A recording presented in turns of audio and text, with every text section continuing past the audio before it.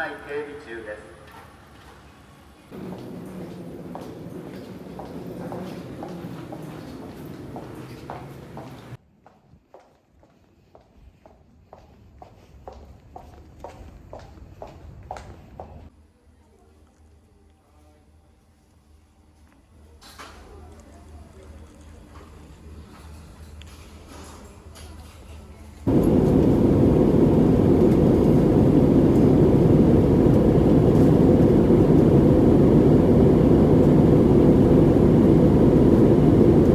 The seatbelt sign is switched off.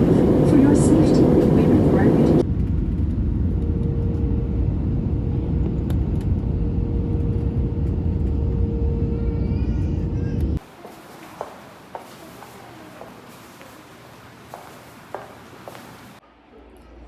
Good morning.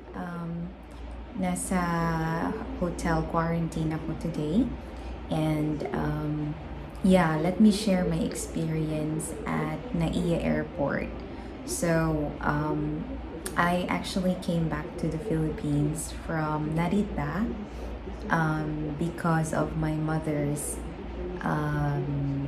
death, or because of my mother's burial, of course, funeral.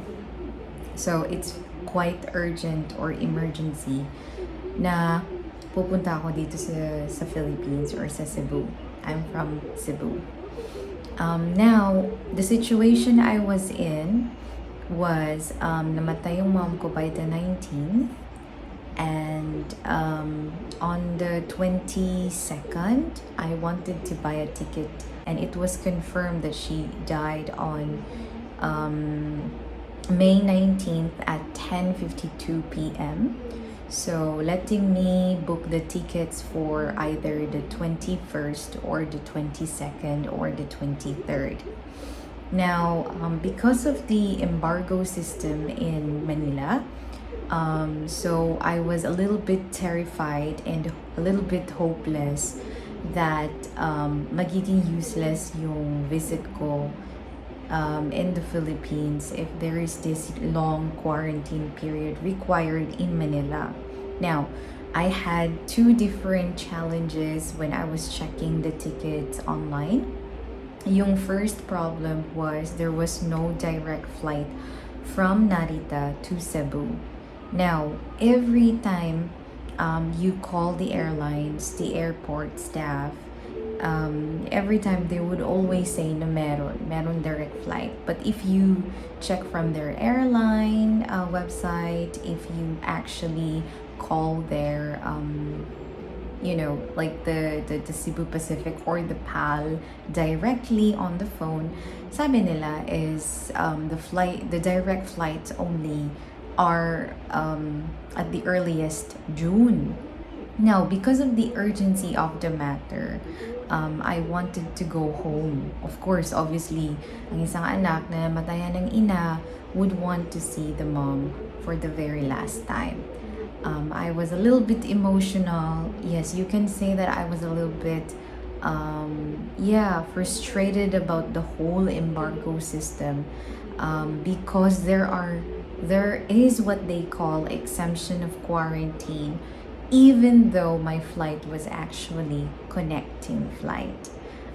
This is also just an information. This is information for those non-OFWs coming back to the Philippines na may connected flight, or sa provincial. Eventually, I booked my ticket on the 22nd and hindi siya direct flight, but the stopover was in Manila.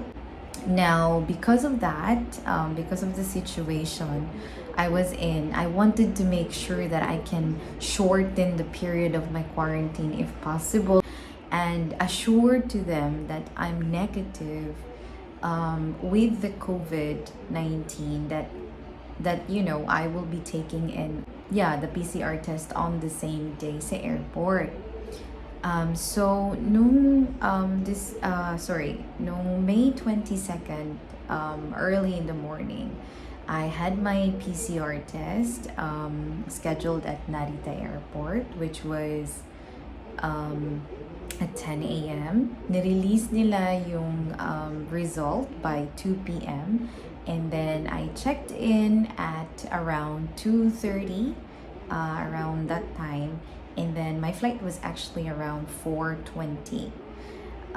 Now, when I got into the check-in counter, 10 a.m., nirelease nila yung result by 2 p.m. And then I checked in at around 2:30, around that time. And then my flight was actually around 4:20. Now, when I got into the check-in counter, ito yung like very surprising part. When I got in the check-in counter, they asked me if I have a pre-booked hotel in Manila. And then I said, I'm actually just connecting my flight sa NAIA, but I won't actually go out of the airport. I do have my swab result, which is negative, and I do have my mom's death certificate with me. I was also aware that there was a sort of exemption of quarantine application that you must apply prior your flight.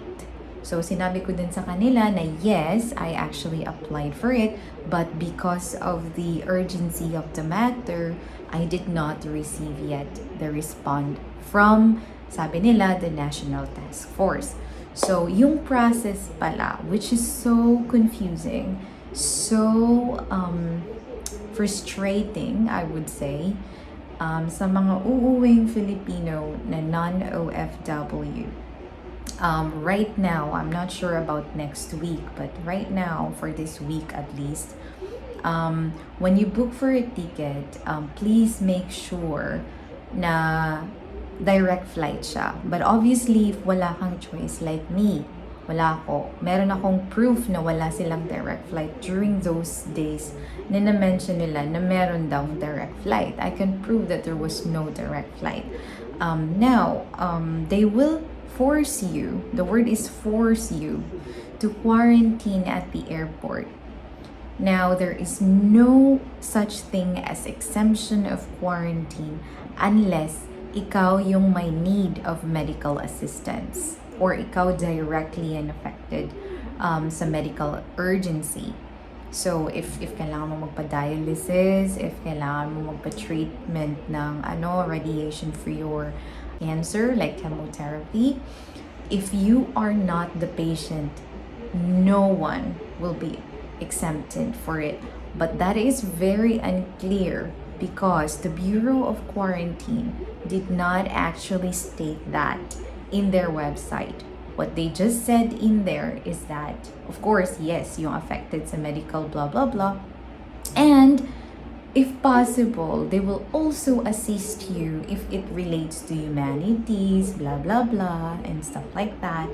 So, I thought na because of that hope na may application silang tinatawag for exemption, pwede ka mag-consult, pwede ka mag-explain, ito yung nangyari, ganito yung situation ko. Because if someone's family died, you cannot plan that ahead. Diba? I mean, you can never say, okay, I'll apply 3 days or 5 days prior my flight. You can never say that. So you only have a week to plan everything. Obviously, given the situation, we understand. You really need a quarantine, if you really need to swab and everything, we are very open to that.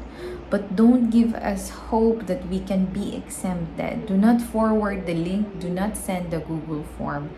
Do not, please. Because it gave false hope to me. And I'm very, very concerned of the situation, given the fact that you have to shoulder all of the expenses yourself, and given the fact that the flights were booked maybe a day or two in advance before your flight, you really pay quite a lot of money, and you've suffered from from a family member's death enough emotionally.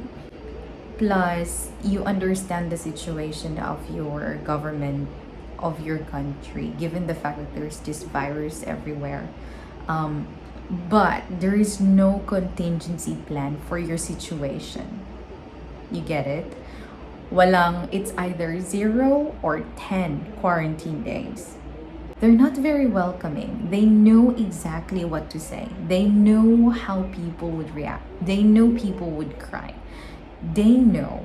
We as well, we understand that kahit na kahit na hindi natin gusto, but we have to accept it.